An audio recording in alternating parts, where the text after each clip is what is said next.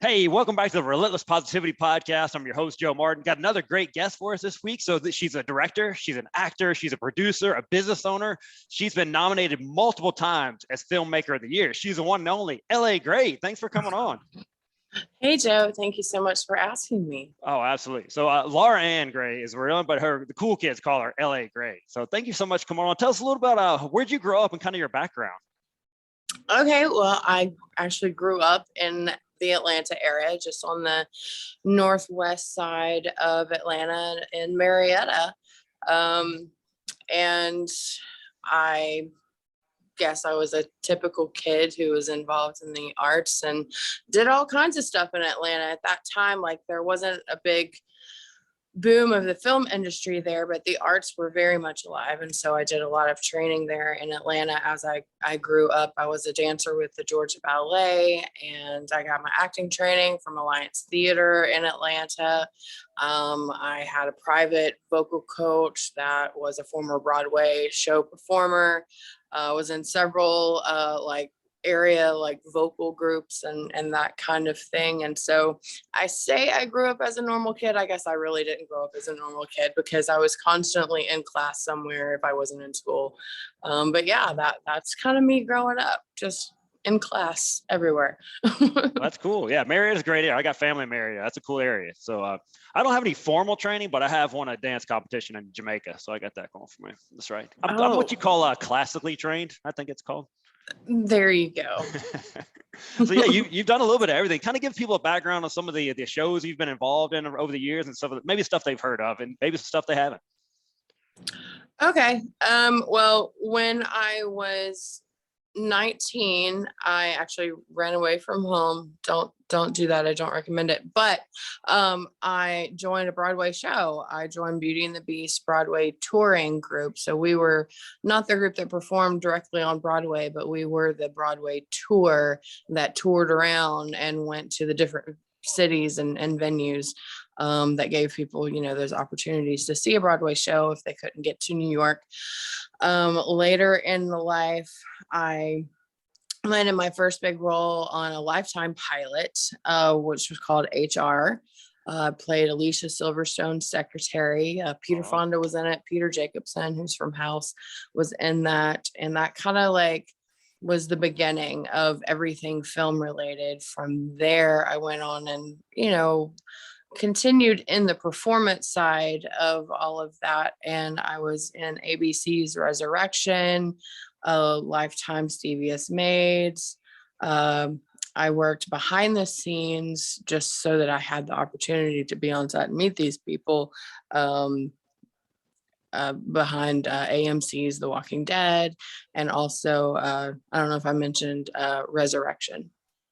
Cool. Yeah. Is Walking Dead filmed in the Atlanta area? It is. It's filmed south of Atlanta. Okay. Yeah, I thought that was something. Man, you've been some pretty cool opportunities right there. So do you have any inside scoop on anybody that's like a really cool person behind the scenes?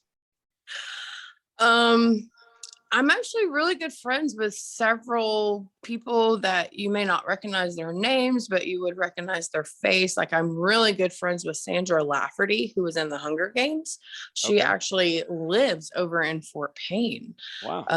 And so we've developed a really good friendship. I'm good friends with, oh gosh, brain's killing me. I hear you. Yeah, so that's kind of those character actor type people that we'd probably recognize their face, but not necessarily a name. Right. Yeah, definitely. I was actually watching TV the other night, and there was this movie that came on called Selfless. And well, I mean, it didn't come on. I obviously clicked to watch it. But I was sitting there watching because I was like really late at night and I couldn't sleep. And so I decided just to watch a movie. And I'm watching, and there's my friend Sandra in this movie, and I'm like messaging her at like 2:00 in the morning. I'm watching this movie and I just saw you. Oh my gosh. So yeah, that's cool. It's very rare for me to watch TV and be like, hey, it's a friend of mine. That's pretty neat. So I mean, maybe like on if I'm watching Crime Stoppers or something like that, maybe that'd be something for me. But so you mentioned you had a pretty normal childhood growing up, but then you discovered something about yourself that was pretty shocking. Kind of tell people kind of what happened and what happened with kind of the aftermath. Okay. Well, when I was 8 years old, I was on a vacation of sorts with my mom, and she was talking about some random person. And she looked back at me and she said, "Do you remember?" And she said their name. And I was like, "No." And she, like, there in the car riding down the road, disclosed to me that I was actually adopted. And as an 8 year old, that was a little shocking, especially in such an informal way. And so I had so many questions. And I kind of reached out to one of my cousins who I was really close to. And I was asking her questions. I was like, "Do you know anything about this?" Next time I saw her. And she kind of clued me in on some stuff. And I mean, my mother told me several things that were not pleasant, of course. But I still felt like I didn't have like the full story. And all I knew was at that time was that I was adopted, that mother, my biological mother, had allowed several things to happen to me as a young child, infant, up until I was around 2. Um, and that it was just a really bad atmosphere for me to be in, and that I had brothers that I didn't know about. And so I just kind of grew up having all of these questions that I didn't have answered. And of course, my mom died when I was 13. And so if I ever had any more questions I wanted to ask, then that possibility was gone. My father was completely unwilling to talk about it. He was very upset that I knew in the first place. He didn't want me to know. And so I didn't have anyone really to reach out to and talk to. So fast forward several years, I'm like 29 years old, somewhere in there. And I get a message on Facebook from someone claiming to be my brother. And I was absolutely ecstatic and happy, because I always wondered who my siblings were. I knew I had brothers and I didn't know who they were. And so he reached out to my other brothers and they started calling me, and everything was pretty amazing. But then my mother, biological mother, finally got in contact with me and we met, and it was very interesting. I'm a spitting image of her, unfortunately. Um, um, and so then, other family members started coming out of the woodwork and stuff. And I started developing relationships with my biological grandmother and other family who were like, "Hey, whenever you got taken away from your mom by DHR when you were young, we kept you for a little while," and someone else would have the same story. Um, and all of this really upset my mother. And she did not like the fact that I was knowing anything about my past. And she pretty much told me that if I did not drop it, which I wasn't the one really seeking, but if I did not stop talking to all of those family members about what happened in the past, then she didn't want to have anything to do with me, because she wanted to forget all of that and move past it. And honestly, that hurt my feelings, because as somebody who doesn't know your past, you want to know what it is. I want to know what happened to me beyond my memory. And so I'm asking her these questions that people are telling me. And so pretty much at that point, she just cut me off and she said, "I don't want to have anything to do with you anymore." And she cut my brothers off as well and told them they weren't allowed to talk to me anymore.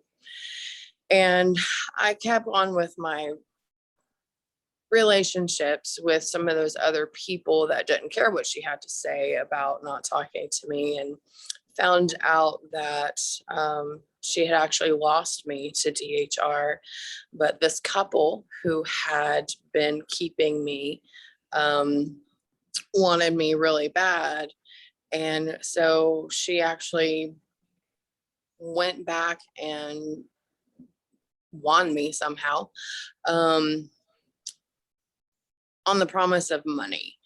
And at that point, she didn't care. She had all three of my brothers already, but she had not fought to get me back, and was just going to let me go into the system and never see me again. But at the promise of money, she then went and found everything that she possibly could, in order to, witnesses and all of that, to try to prove that she was, a good mother and all of this, got a job. And so, long story short, in the end, I ended up where I am in life because someone wanted money. She decided, oh, well, I won't fight for her unless there's monetary, you know, benefit for me. And so she ended up getting me back and pretty much sold me for money. They offered her money if they would be willing to, if she would be willing to get me back, because they couldn't, it was going to be a really long drawn out process if they went through the system of adopting me, because I wasn't directly related to them. And so the only way they could actually get me was to have her sign over those rights. And so I was pretty much sold for money, which is hilarious. But with all of that, it's one of those things. From a very young age, when I first found out that I was adopted, I always wondered what was wrong with me. Why didn't she want me? Why didn't she want to keep me? Was there something wrong with me? Does she not love me like she loved my brothers? And it caused a lot of self-esteem issues with me, and all throughout my life, and made me, I mean, it didn't make me, but it caused me to react in a way, to always seek attention, always seek acceptance, be a people pleaser. No matter what it was that people wanted from me, I gave it up to them, because I felt like that was the only way that I could get the love back from someone, is to give myself up to them in whatever way. And then as an adult, for her to come into my life and then be like, you know what, never mind, I don't want to have anything to do with you, that caused a lot to happen in my life, and I completely went off the rails. And it's one of those things where you have events that happen in your life that cause you to doubt everything about yourself, and hate yourself, even, because you're like, what's wrong with me that no one loves me? What's wrong with me that no one wants me? And so one of the comments that she even made one day was, she was surprised that I look the way that I do. And what she was talking about was like my weight. And because everyone in the family was slender and thin and gorgeous, and here is Laura Ann, who holds a few extra pounds. And so that caused a deep reaction with me as well, and caused a lot of deep-seated body image issues that I still struggle with today, and I really can't let go of even still. So it's been a long road, mentally, to be where I am today, where yes, I still have those like issues of abandonment and body image issues, and all of that, but I'm finding ways to move past it and try to be more accepting of myself and love myself for who I am, and not care what other people think of me, or how they think that I look or I sound, or you know I don't even have makeup on today, and that's okay. Yeah, When we're just talking before we came on. I got a hole in the wall. You're not wearing makeup. I rarely wear makeup. I don't know if you know this about me, but right, yeah. you've been through all these things and still you use this experience to help others. How have you helped some other people for what you've been through, and you've kind of turned that around and help others? Show some examples of that you've done. Well, I've gotten involved in public speaking, going to church youth groups, mission trips, that kind of thing, giving my testimony and sharing with people the things that I have done. And that's okay because I'm human and we all react a different way. But here's how we can cope with it. Here's how we can move past it.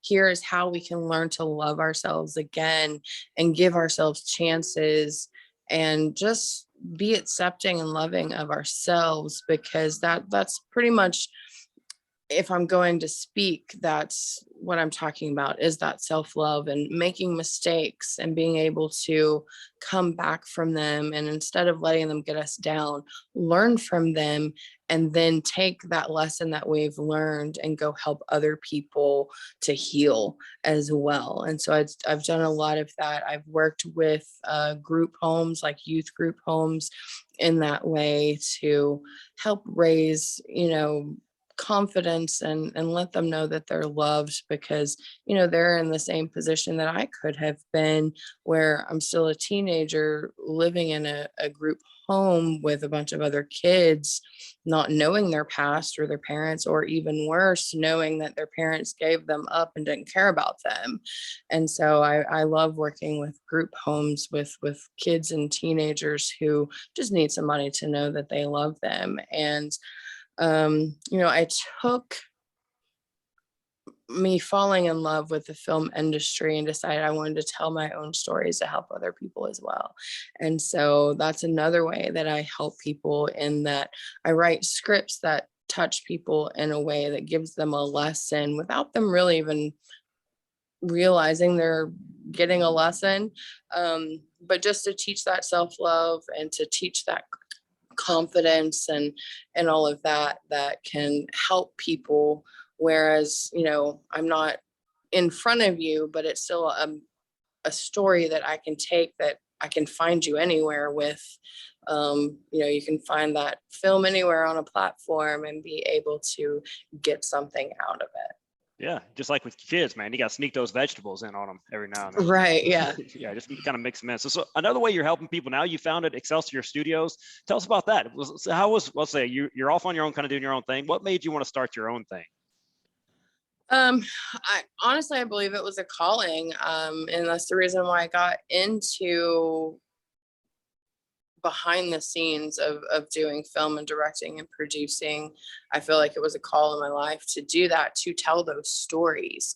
And that started back in 2012. And I always felt like I had something bigger that was coming, that I was meant for.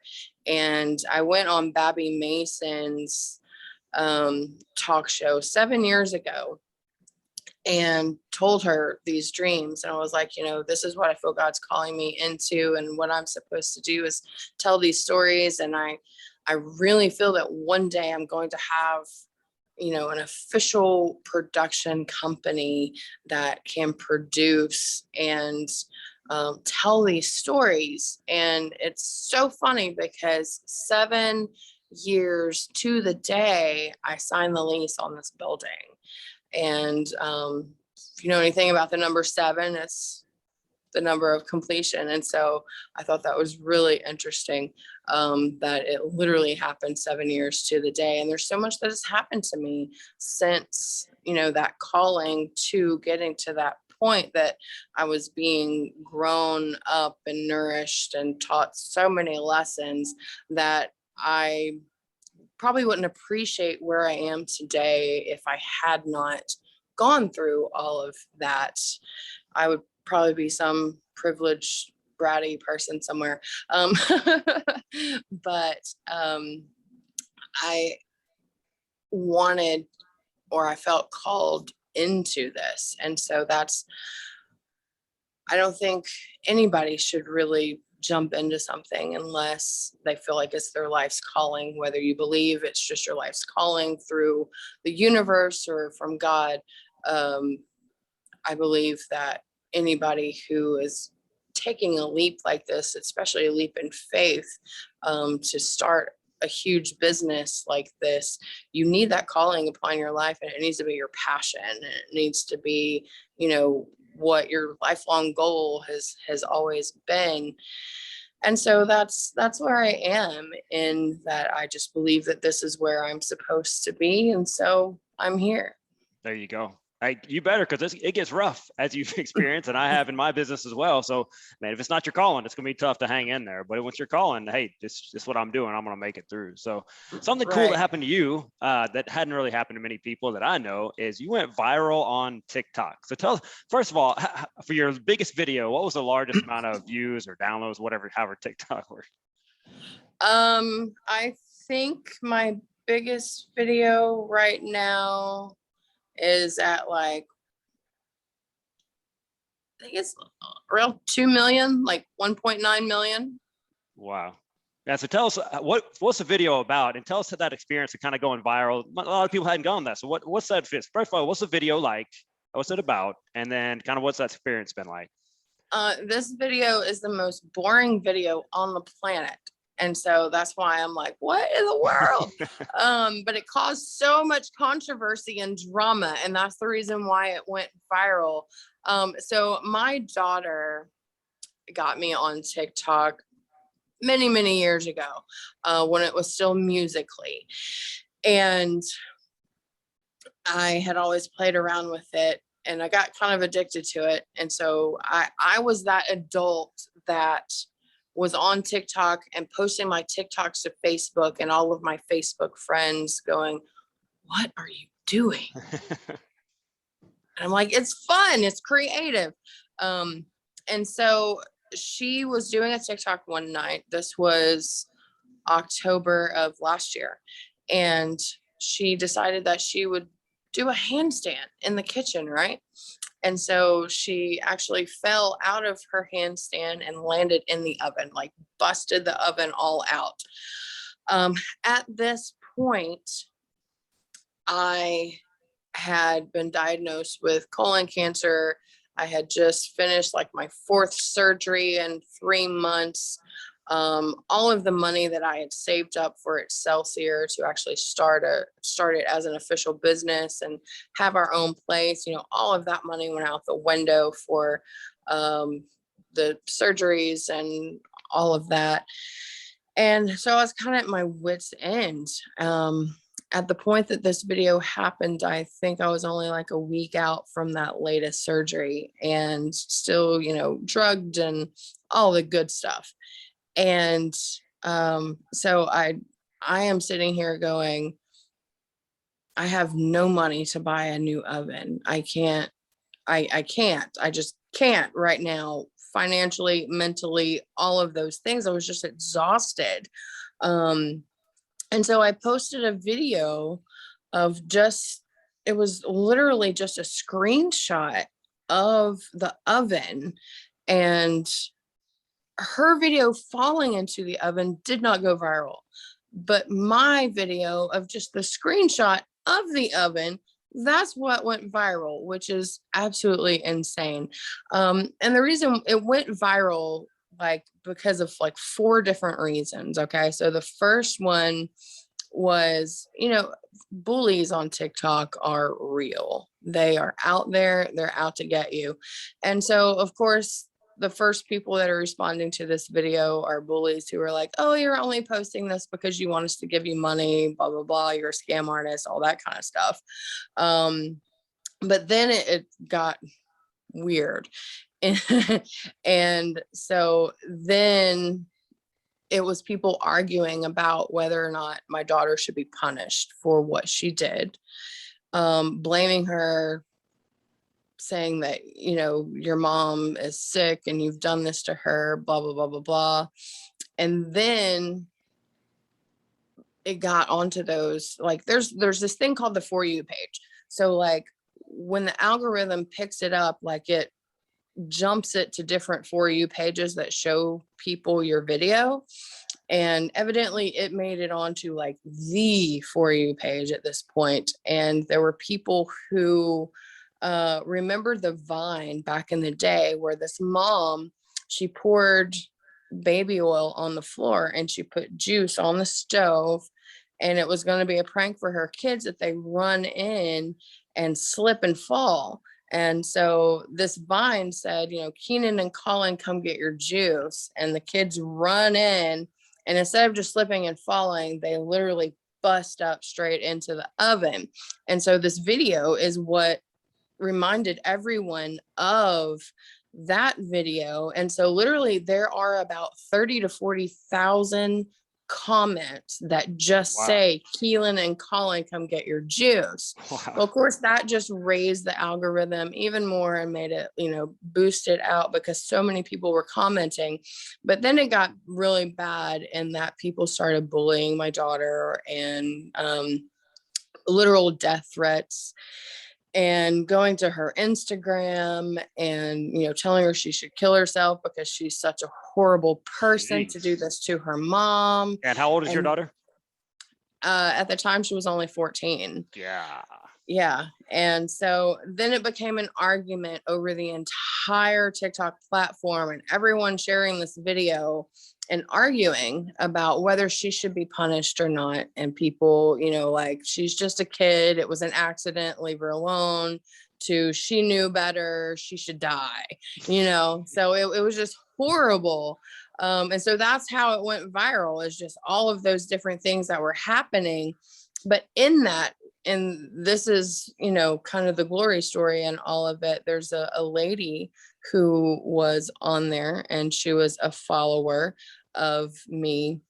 And she saw all of this that was happening and she messaged me and she was like, hey, I've seen everything that's going on. I'm so sorry to see all the bullying and all the hate and everything that's going on about the situation that you're in. And I would love to help you. And so she's like, go pick out an oven and send me like the sticker of it and I'll send you the money for that Wow. oven. Well, at first I thought it was a scam because, people do that. And so I was like, we'll give it a shot and see what happens. I'm not going to give out any personal information or anything like that. And so I sent my PayPal, and within a few days I had the money in my PayPal. Wow. I was like, what? And she actually sent a little bit extra with a note that said, take your daughter out to have a girls' day to, wash away all of this negativity, take her to dinner, get her nails done, whatever. So that was really great. And so in that, I developed a friendship with this lady and we got to talking.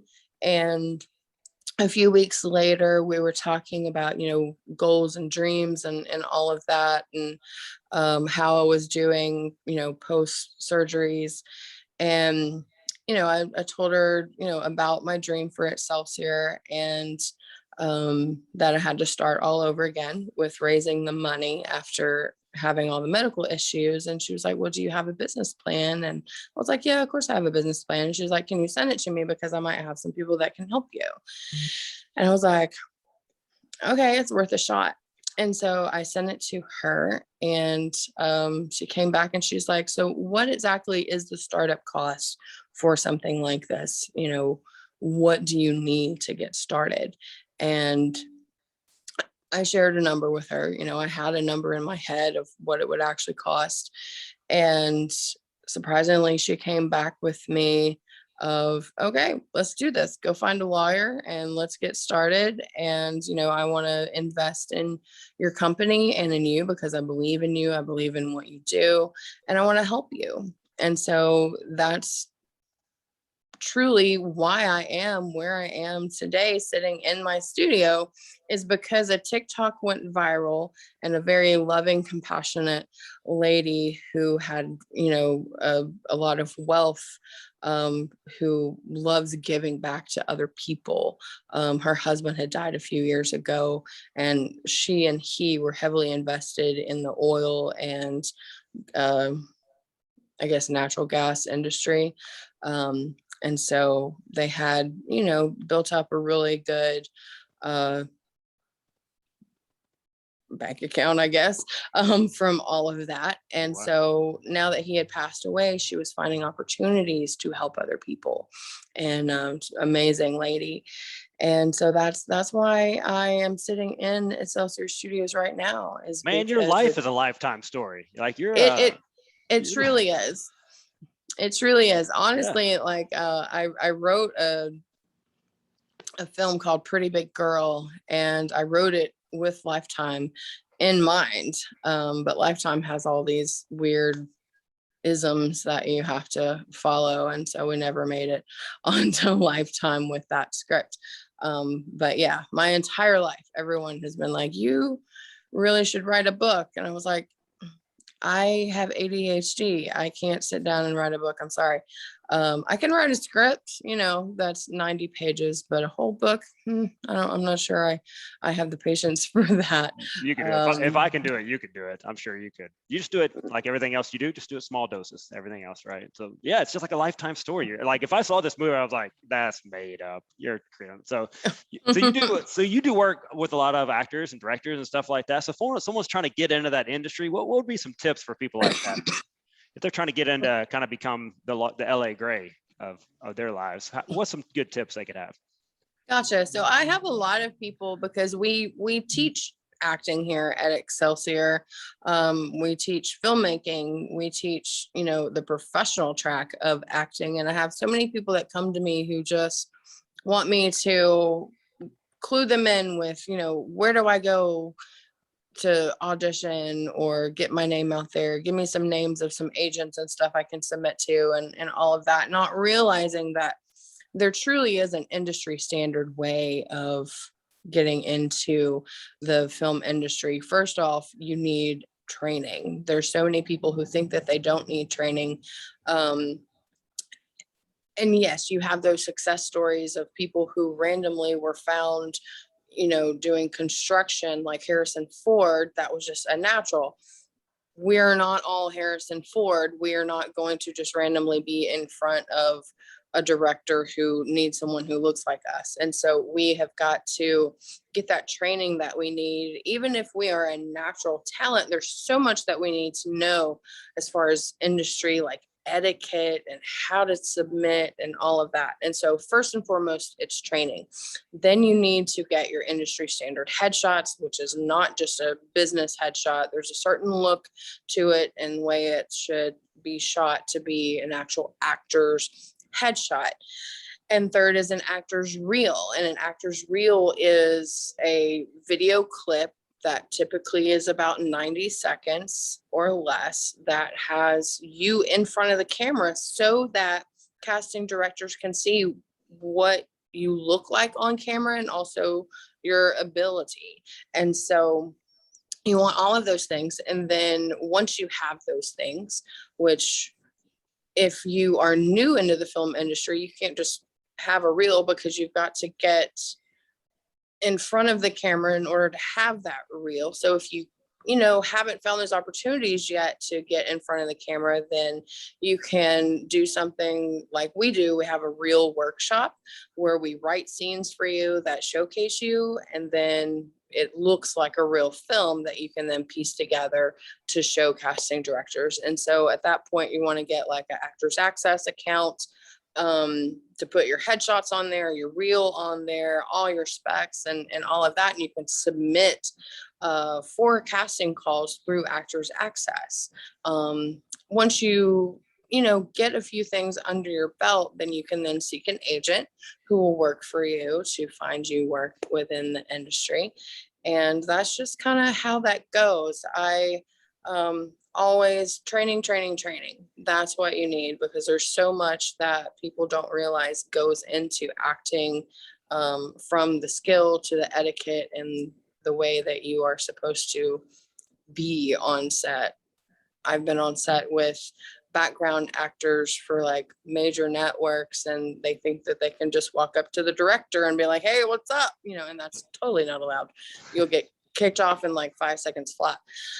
So yeah, there's so much that you need to know. And if you get that training, then you'll know that, and you'll understand what you can and can't do and what you should be doing. Acting is a business. A lot of people see it as achieving their dreams to become famous and all of this kind of stuff, but really as a business, you are that business that people are utilizing. And so it's not about glory. It's not about fame. It's not about being a known name. It truly is a business, and that's what people have to understand. Sure. I mean, that's a hard part of being an adult. You start realizing these stuff. It's like, man, everything's a business, right? So, hey, if people Right. want to work with you, what's the best way for people to reach out to you if they want to get get that skilled training for the actor or whatever they want to do? How can they reach out to you? Okay.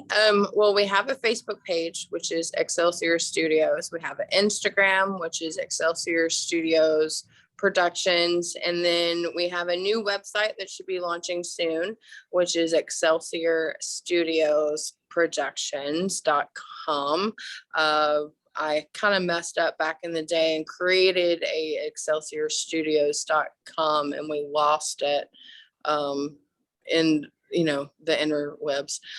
So it's Excelsior Studios Productions.com. You can also call me or text. I prefer a text message at 256-762-3395. That is Excelsior's cell phone. You can call me if you want to, but I prefer a text just because I'm busy and going all over the place. Sure. But definitely you can email us at Excelsior Studios office@gmail.com. Okay, cool. And I'll link all this in show notes. But I wanted to get out there. Some people don't read, how it is. So get it out there. So, well, man, I'm looking forward to the LA Gray story on Lifetime when that actually gets worked out with all your isms and all that. So thank you so much for coming on. Tell us your life story, all those good tips and going viral, all that. Like you've lived a life. So thank you so much for telling the people about it. It's been a whirlwind. That's it. Yeah. Well, thank you so much for coming on, and we'll talk to you later. Thank you.